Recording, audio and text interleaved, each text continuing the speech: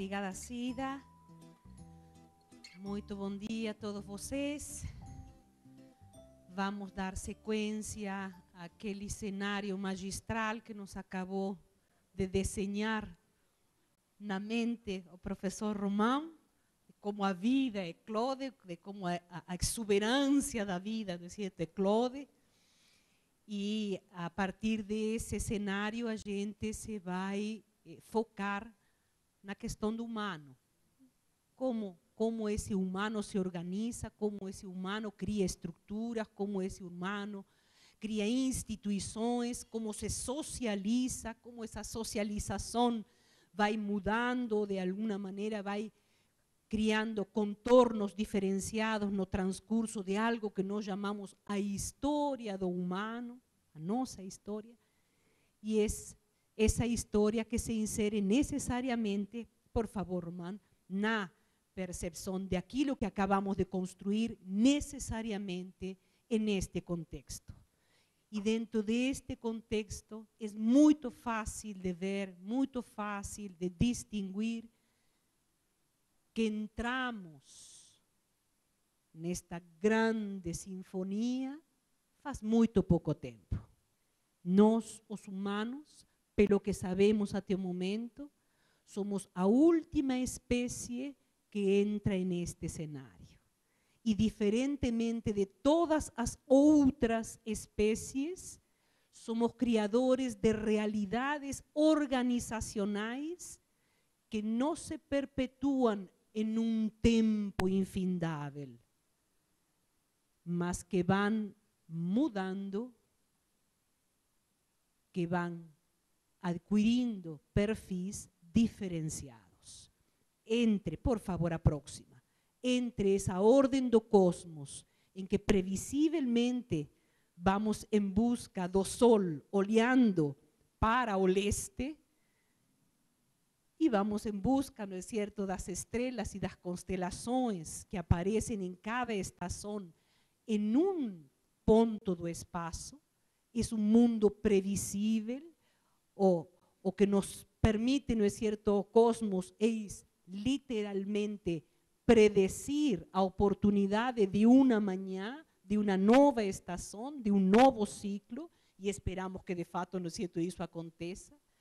E a mesma ciclicidade que se dá, não é certo, no universo do biológico, as alfaces que comemos são mais ou menos as mesmas alfaces que comeram nossos avós, talvez um pouquinho mais repoludas, talvez um pouquinho mais franzinhas, mas a gente espera que o sabor da alface seja praticamente o mesmo.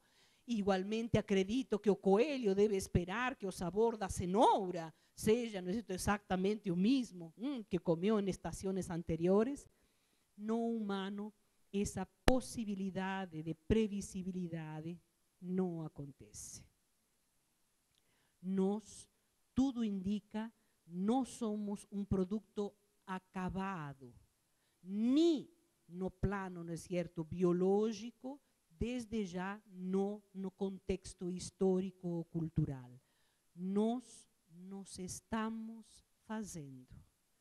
Da mesma maneira que Romanos ia mostrando que a vida se recria e se renova, e nesse renovar-se e recriar-se se perpetua como vida, apesar de os indivíduos particulares saírem de cena, mas a vida se perpetua.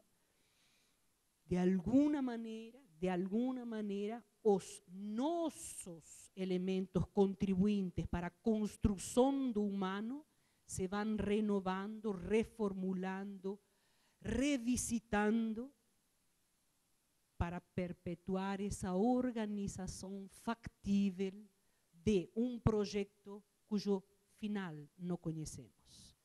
Nós, os humanos, somos imprevisíveis, e nessa imprevisibilidade temos criado maneiras de organização das mais diferentes, desde aquelas primeiras em que nos, por favor, não é certo, Romana, próxima, em que nos agrupávamos em pequenas comunidades, aquilo que nós chamamos, não é certo, as experiências tribais, em que praticamente compartilhávamos não só o acto da vida, mas também os actos dos sonhos. Quando vivíamos em tribos, tínhamos as mesmas aspirações de futuro. Quando vivíamos em tribos, desde já, não é certo, tínhamos uma ancestralidade comum, coisa que não vamos a ver nas estruturas já das cidades, não vamos a ver desde já nos múltiplos processos, não é certo, em que o Estado se organiza, em que a heterogeneidade de origem, em que a ancestralidade mostra uma diversidade dentro dos próprios indivíduos que constituem e formam essa cidade e formam esse Estado, nós temos tido as mais diversas maneiras de nos organizar e as mais diversas maneiras de gerir essa organização. Temos passado de teocracias para monarquias, de monarquias para tiranias, de tiranias para plutocracia, de plutocracias, desde já, não é certo, para democracias, e na democracia reinante já não é suficiente para nós a democracia representativa, estamos começando a pensar uma democracia participativa. Nós estamos criando um repertório de saberes e afazeres em quanto a gerir a experiência humana que não está dado de base nem pela biologia, não é certo, nem pelo próprio cosmos. Nós estamos sendo partícipes na construção do humano.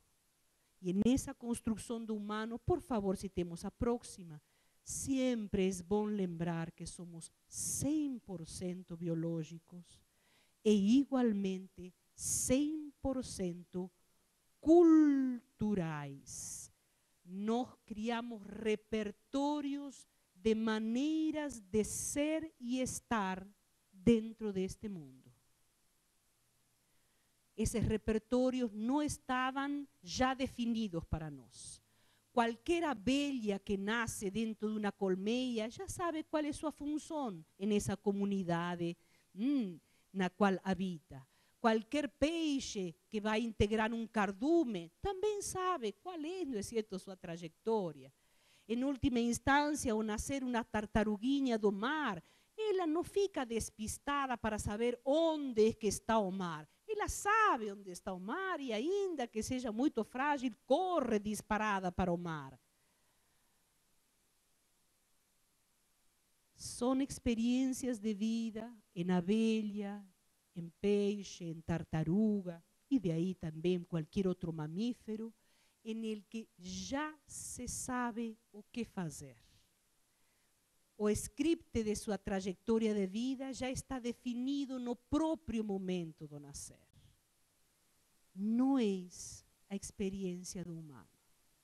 Na experiência do humano, o improvável, o impensável, sempre tem um espaço de articulação. Então, quando estamos falando de 100% culturais, nos estamos referindo justamente àquilo que nós somos capazes de criar, nós somos capazes de oferecer e ofertar ao cosmos e ao biológico como fruto de nossa própria espécie e não somente, não é certo, como participante de um macro projeto de vida. E essa aí talvez que esteja, não é certo, absolutamente toda a nossa dificuldade. Que quando nós nascemos e quando nós estamos vivendo, nem sempre sabemos o que fazer. Temos tamanho leque de possibilidades que se abrem na nossa frente, tamanha quantidade de opções que se descortinam a cada instante, que exigem sempre uma deliberação e uma escolha, às vezes racional, propositiva, outras vezes intempestiva, emocional, mas sempre vão necessitar, não é certo, de uma escolha, que esse saber o que estou fazendo, saber o que estou dizendo, sempre tem que ir entre aspas ou entre parênteses. a gente não sabe, a gente sempre está aprendendo. E o dilema que nos apresenta a vida para nossa espécie. Quando temos que escolher apenas uma coisa entre milhares de possibilidades que se ofertam. Dentro da experiência que neste momento reina em nossa história, que é a monogamia, nós temos que escolher um marido entre centenas de possíveis rapazes que a gente não conheceu, ou que conhecem nossa vida. E os homens têm que escolher uma mulher, ainda que tenham a lembrança aí reptílica no cérebro ancestral das poligamias. Porque a gente experimentou a poligamia, foi uma prática muito frequente em diferentes povos dentro do planeta. A poliandria igualmente foi uma prática frequente em determinadas regiões de nosso planeta. Hoje estamos experimentando a monogamia e não quer dizer que vamos parar lá. Talvez, não é certo, encontremos outra diversidade de criações ou de maneiras de gerar aquilo que chamamos família e com ela perpetuar a nossa espécie. Somos 100% biológicos e 100% culturais. Enquanto biológicos, sem sombra de dúvida, nosso corpo sabe o que fazer. Não temos que estar dando diretivas a nosso coração para que bombeie, a nosso estômago, a nosso intestino para que faça a digestão.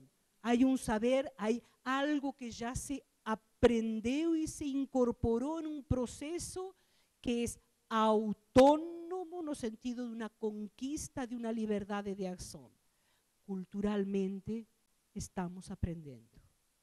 Nós não sabemos, temos saberes provisórios. Estamos continuamente aprendendo e nisso a regeneração é possível. Por favor, não é certo, se podemos ter a próxima. E é exatamente nesse criar vida e consumir vida, como criadores de vida, ofertamos nossas contribuições, nossos talentos, nossos saberes, nossas capacidades, nossas inspirações, e por sua vez, nós consumimos vida. Tudo isso vai a dar-se necessariamente aqui, neste cenário, para o qual nos fala, por favor, não é certo, Román, de maneira muito direta o Dr. Boris Cyrulnik, um dos grandes neuropediatras contemporâneos, foi aquele que conceitualizou e otorgou o nome de resiliência para o mundo do humano, tirado de um fenômeno dado, não é certo, na física. Hoje falamos da resiliência humana, da capacidade de resistir a traumas, de nos repor e nos reconstruir ante tragédias humanas, tirando de um potencial de vida novas variáveis que nos permitam emergir e que nos permitam ainda, não é certo, ter a vitalidade, a pujança e a esperança renovada. É o doutor, não é certo, Boris Cyrulnik, que nos vai a dizer com muita clareza que é de fato o meio que modela a massa cerebral e da forma o que, sem ele, não passaria de um ajuntamento informe. E sobre, não é certo, sobre o efeito das interações precoces que o cérebro adquire um modo de ser sensível, ou seja, capaz de responder aos estímulos, ao mundo e a um modo de reagir a ele. É o meio, é a ambiência, é aquilo que nos estava falando, não é certo, professor Román, que vocês tinham feito contribuições tão precisas sobre o acolhimento dessa fragilidade que chega, não é certo, a este mundo e simplesmente se oferece na sua presença, porque ainda não tem mais nada para oferecer. E se oferece uma presença a qual nós, adultos que acolhemos essa vida, nesse cenário, não é certo, novo para ela, simplesmente ficamos totalmente sensibilizados, totalmente absortos e entregues pelo maravilhamento que essa vida nos provoca. O próprio professor Cyrulnik diz em uma oportunidade que a vida enfeitiça. E de fato, não é certo, toda mãe, todo pai, aqui sabe perfeitamente que ante seu bebê ficamos enfeitiçados. E também ficamos enfeitiçados ante bebês de outras espécies. Um cachorrinho que acaba de nascer, um gatinho que acaba de nascer, a gente fica enfeitiçado. É o poder que a vida exerce dentro de nós. E sobre isto mesmo, por favor, a próxima, nos vai falar a doutora Penélope Lerch, também outra pediatra dedicada ao comportamento das crianças dentro de um meio, dentro de uma sociedade, nos vai dizer que são as emoções, são os vínculos afetivos aos quais um bebê ou uma criança é capaz de reagir, ainda não tem um instrumento cognitivo, ainda não tem uma organização mental que lhe permita entender outra linguagem, a linguagem que entende um ser que acaba de ingressar na vida, simplesmente é a linguagem das emoções, é a linguagem dos afetos, é a linguagem do calor. Não há outra linguagem factível de ser compreendida nesse estágio em que a vida se organiza. Lembrem-se que quando falamos vida, falamos de todas as expressões de vida. E vocês lembram muito bem que as experiências que podemos fazer, por exemplo, com um unicelular, com uma ameba, quando cutucamos uma ameba com algum objeto punzante, simplesmente a ameba se contrai. Depois de um tempo, ela volta à sua condição normal. Voltamos a cutucarla, novamente se contrai. Depois de um tempo, retorna à sua forma normal. Passados 5 ou 6 vezes em que realmente ela é agredida, se vocês quiserem utilizar esse termo, a ameba fica contraída e não consegue se distender mais. Nessa contração, se autoasfixia e morre. Essa é a resposta que se tem a um meio, a uma intervenção do meio em um unicelular. A doutora Penélope nos fala justamente da importância que tem para a saúde mental as experiências emocionais. E chega a dizer que desde o começo da vida, e forma na base da confiança, capacidade de distender, a confiança que os bebês têm nos outros e em si mesmos, da infância para a velhice. Acredito que teríamos novamente que recorrer aos estudos do desenvolvimento infantil. Teríamos que recorrer novamente às pesquisas de Piaget, às pesquisas feitas pelos estudiosos do comportamento dos bebês, no caso, não é certo, estes 2 profissionais, porque ali vamos a ter uma revelação de como reverbera, o nosso comportamento sobre esses seres que ingressam no cenário da vida e como esses seres, no transcurso e no seu próprio desenvolvimento, vão a reagir àquelas variáveis que receberam inicialmente quando acolhidos. E a gente esquece que nosso primeiro mecanismo de aprendizagem simplesmente é a imitação. Nós não temos instrumento para aprender a não ser imitando, copiando aquilo que vemos em nosso entorno. Alguém gostaria de falar ou de dizer algo a respeito desta encenação? Desculpa se pode levar o microfone para...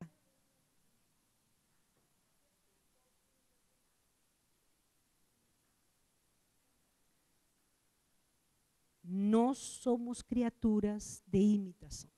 E não precisa necessariamente ser em nosso estágio infantil. Qualquer coisa que aprendamos, da qual não tenhamos conhecimento, o que vamos aprender vai ser imitando. Nós vamos a imitar nosso professor de piano, se não sabemos piano. Nós vamos a imitar, não é certo, nosso professor de computação, se não sabemos computação. É um processo que arrastamos ao longo de nossa vida.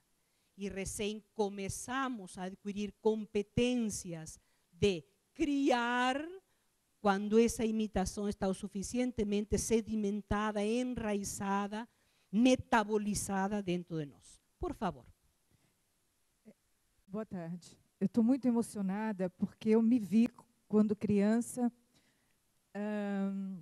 Quando eu era pequena, eu vi uma cena do meu pai tentando matar a minha mãe. Por isso, eu adquiri um câncer de mama, mas hoje eu estou curada. Eu estou muito emocionada. Realmente foi muito bom eu ter vindo aqui. Obrigada. A gente que agradece pela sua contribuição. De peito aberto, estou aqui.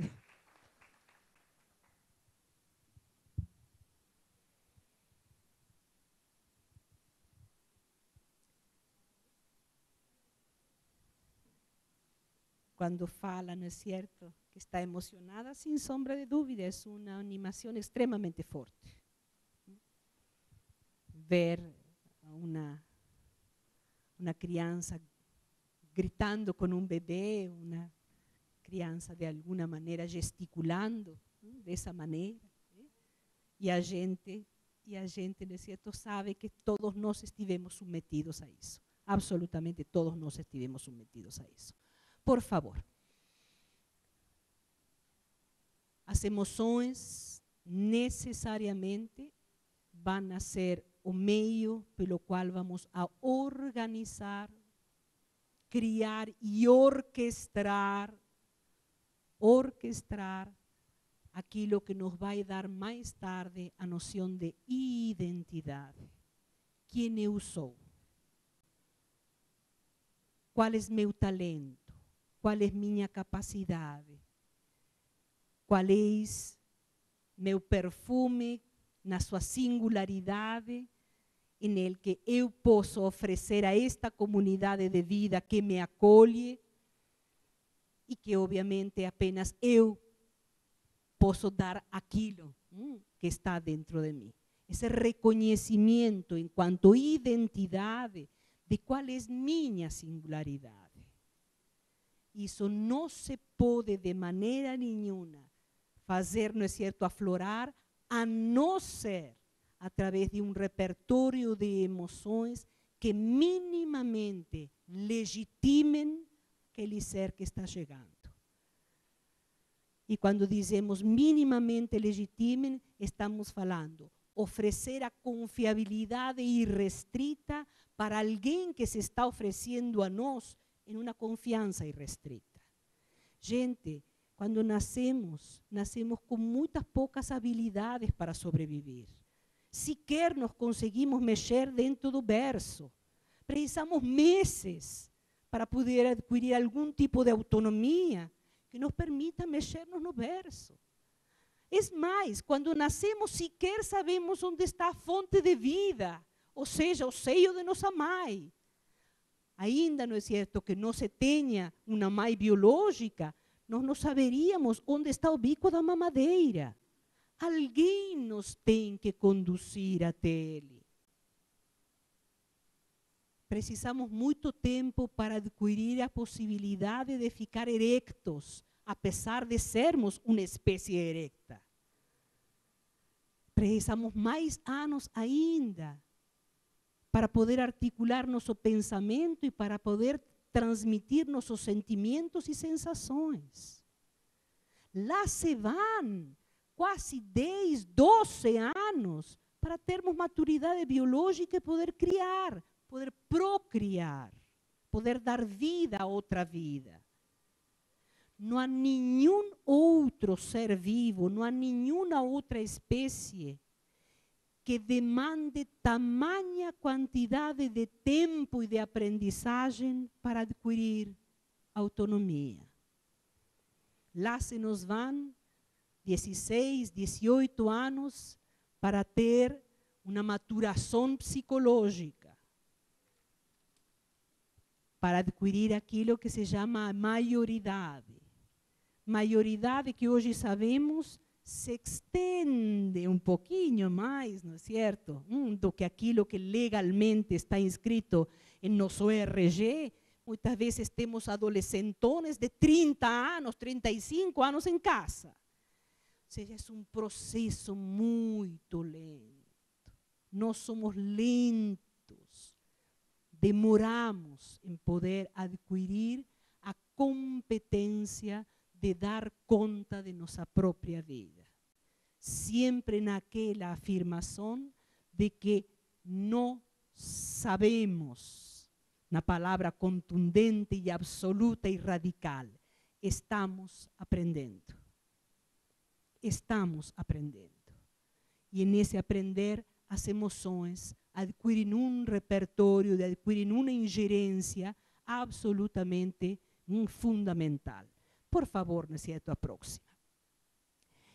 E nesta condição de vermos e de avaliarmos a trajetória de nossa história, o professor, mais uma vez, Maturana, junto com uma outra pedagoga chamada Gerda Wenderzoller, vão a criar, em uma obra chamada Amar e Brincar, um quadro, um mapa, que nos permite nos reconhecermos em dois modelos, em duas modalidades de nos expressarmos dentro da vida.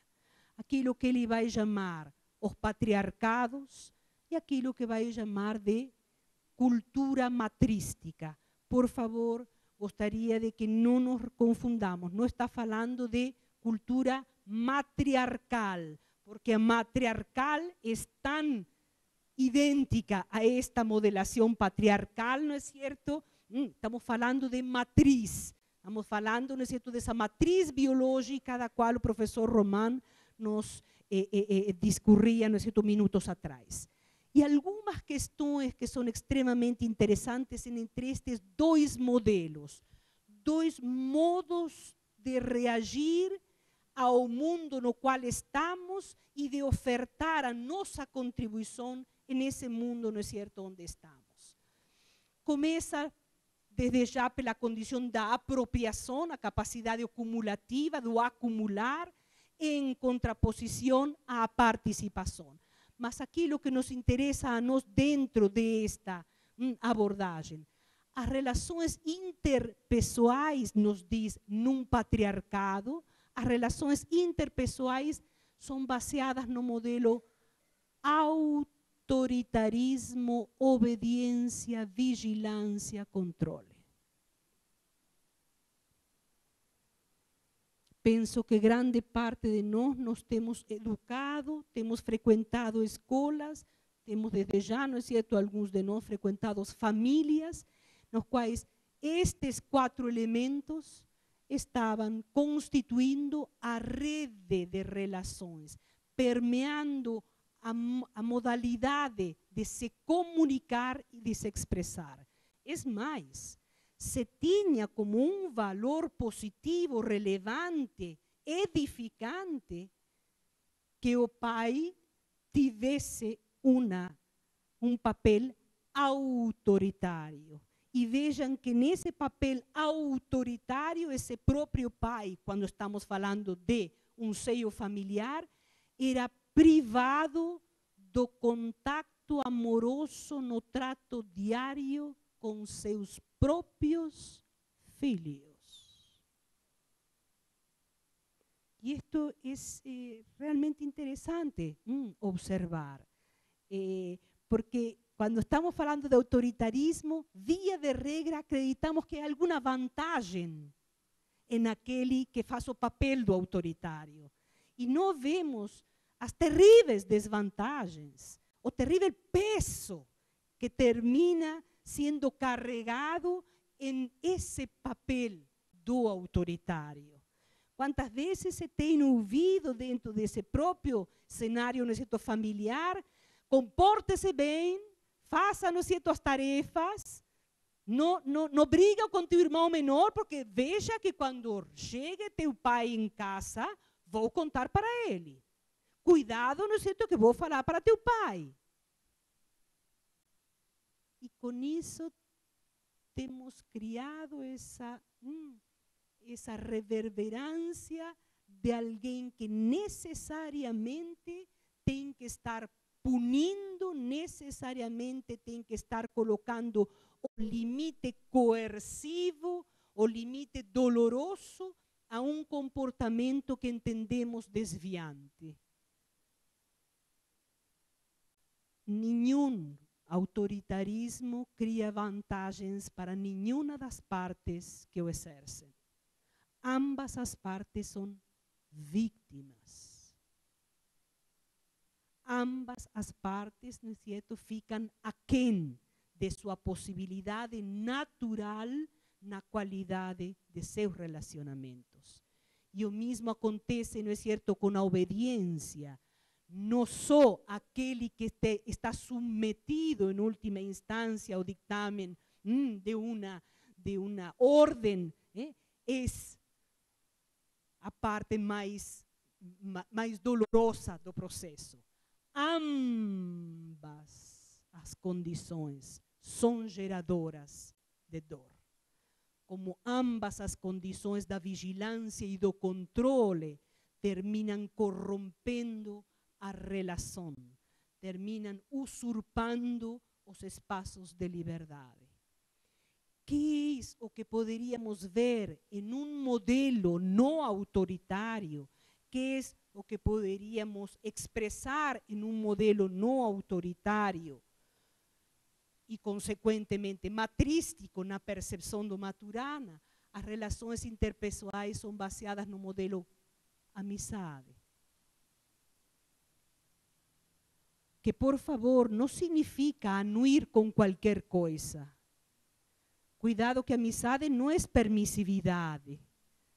Amizade, não é certo, não é dar lugar e espaço para qualquer natureza de comportamento. Cooperação, companheirismo, busca de consenso. Gente, historicamente, nós tivemos experiências de culturas matrísticas. Quando generalizamos e passamos, não é certo, a afirmar que toda a história da humanidade foi de modelo patriarcal, toda a história da experiência humana se deu na vigência dessas variáveis, não está correto, não é justo, é mais, é falso, não é verdadeiro.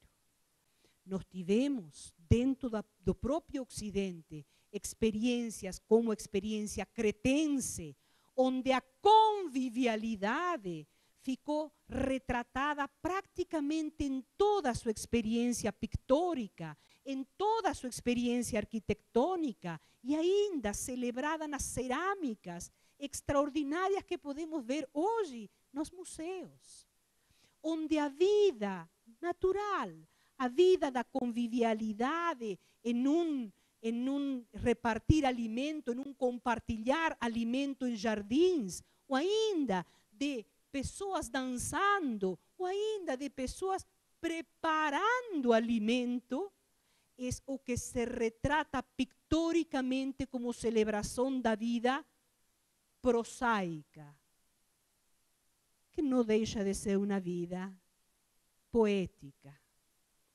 Nós não vamos encontrar como resquícios arqueológicos dentro de Creta, ou ainda na sua arte, figuras emblemáticas de chefes conquistando um outro povo, ou ainda de figuras masculinas brandiendo armas, ou ainda pior, não é certo?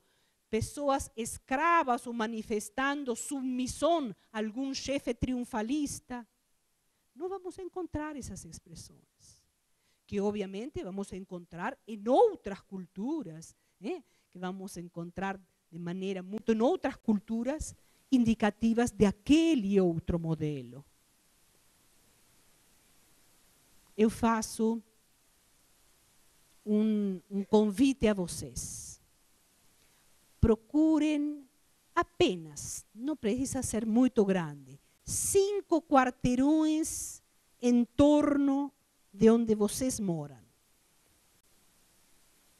Procurem, não é certo, lembrar os 5 quarteirões que tem na frente, os 5 quarteirões que tem para o leste, para o oeste, para trás.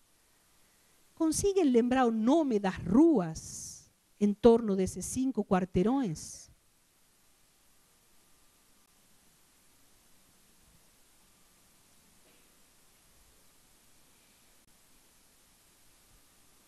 Conseguem lembrar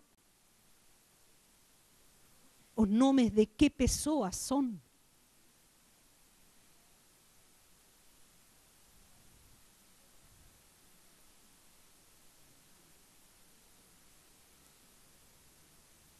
Aqueles que não conhecem os nomes dessas pessoas que as ruas designam, imaginam quem deveriam ser? Talvez um grande enfermeiro da comunidade. Talvez o nome de um bombeiro. Nós gostamos tanto dos bombeiros.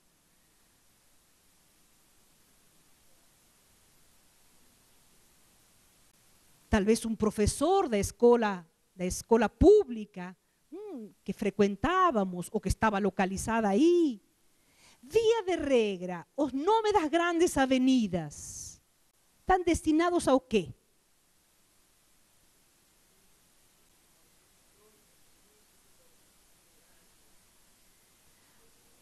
A colega nos está dizendo aos vencedores, aos políticos, aos generais.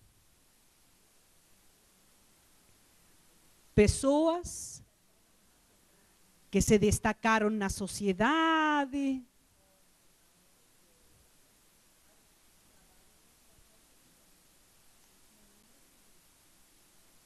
Lembram das estátuas que estão perto da casa de vocês? Ou ainda das estátuas que estão no parque perto da casa de vocês? Estão celebrando o quê?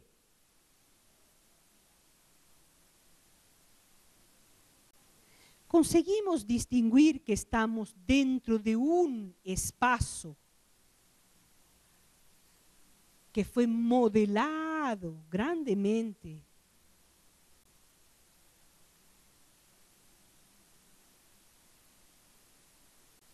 por um cincel, por um pincel patriarcal.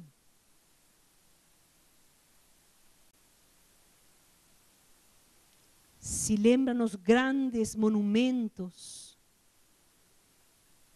não necessariamente das cidades de vocês, mas do mundo inteiro, do planeta inteiro, a gente tem algumas paisagens desta natureza ou desta outra natureza. E nessa mesma tabela, por favor, a próxima, Romão, tenha bondade, ele ainda, não é certo, nos fala sobre não há oposição natural entre homens e mulheres, mas estas, as mulheres, são subordinadas aos homens em função da apropriação da procriação. Apropriação da procriação. E basta também, não é certo, lembrar a origem da palavra patrimônio. em contraposição a matrimônio. De um modelo que, na sua outra vertiente, nos fala: não há oposição entre homens e mulheres, nem subordinação de parte a parte. Exatamente esta mesma matriz a vamos encontrar em uma outra pesquisadora, é uma cientista social, já não é uma bióloga, é uma cientista social e cientista política, por favor, chamada Riane Eisler, quando esquematiza isto de maneira extremamente clara. Extremamente clara. Temos um modelo de dominação, temos um modelo de parceria. Penso que nós estamos transitando, a partir do momento que nos permitimos refletir sobre estas questões, penso que estamos transitando de um modelo de dominação para um modelo de parceria. Ou ao menos estamos contemplando a possibilidade de que uma outra realidade organizacional, de que um outro paradigma, se vocês quiserem, consiga regular nossas relações interpessoais. Simplesmente porque são nossas relações interpessoais que determinam nosso estado interno de ser e nosso estado externo de reagir ao meio. Penso que nenhum de nós perde o sono por saber que uma estrela anã acaba, não é certo, de morrer dentro do cosmos. Aliás, se descobriram ontem ninhos de estrelas anãs. Ninhos de estrelas anãs. Eu não ouvi nenhum fogueteiro, nem nenhuma celebração significativa. Entretanto, isso está acontecendo no cosmos. Mas a gente é capaz de perder o sono se chegou a brigar com o filho, se chegou a brigar com a mulher, ou chegou a brigar com o marido, ainda com o irmão, ainda com a mãe, com o pai. São os afetos, são a qualidade relacional a que literalmente impacta nossa maneira e nosso modo de processar e de experimentar a vida.